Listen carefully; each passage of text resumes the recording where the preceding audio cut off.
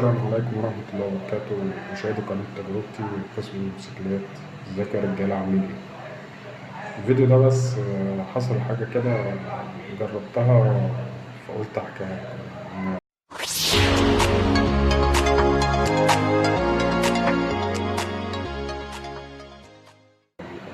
الدبرياج عندي كان تقيل.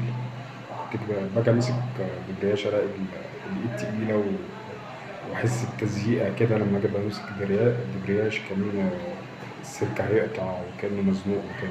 طبعا بسبب طبعا الجراب دوت طبعا بيبقى ناشف، فبيضطر الواير من جوه او سلك الدبرياج نفسه من جوه بيطلع بصعوبة وبينزل بصعوبة، ولما تيجي تمسك دبرياج طبعا بيبقى تقيل. لما تيجي تعمل كده مسكة الدبرياج بتبقى تقيلة.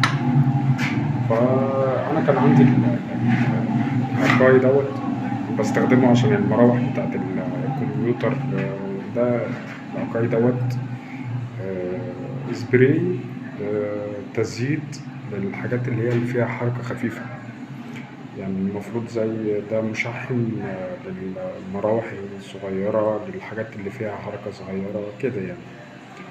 فكنت مش عارف اليوم دوت ما كانش عندي زيت، كنت مستعجل والمفروض تاني يوم الصبح عندي مشوار طويل، يعني يعتبر مشوار صد رد كده 120 كيلو. فأنا كنت أصلا موسوس من موضوع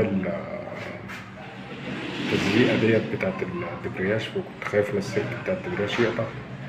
فأنا كان عندي السبراي دوت، فقلت أجرب.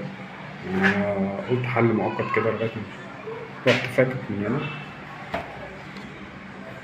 رحت مدي هنا، يعتبر رحت مدي هنا بختين الفتحة بتاعت ديت، بختين هنا، ورحت مدي لتحت هنا برضو بختين. يمكن حتى الآثار بتاعت الزيت لسه.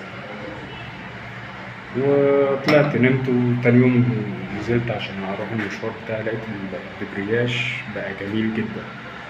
مكنتش متوقع إن هو كأني مزيته بزيت عادي بالظبط. يعني هو المفروض أصلا الجراب بتاع الدبرياج دوت يتزيت كل فترة.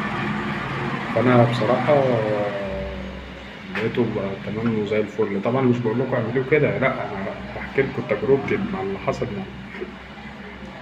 بحكي لكم تجربتي اللي حصلت يعني مع العقائد كده. بس هو المفروض كل شهر أو حاجة الجراب ده بس يتحط له نقطتين زيت من فوق، من هنا نقطتين زيت، وتشدوا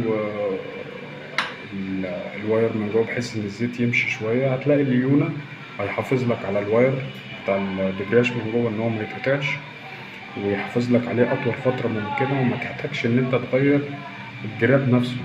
انت عارف طبعا هو الجراب كله على بعضه يعني كان 25 جنيه 20 جنيه بالواير بتاعه.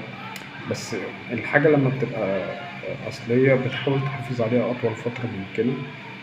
وقلت أحكي لكم تجربتي، ويا ريت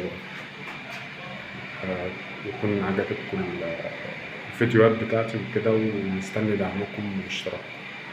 والسلام عليكم ورحمة الله وبركاته.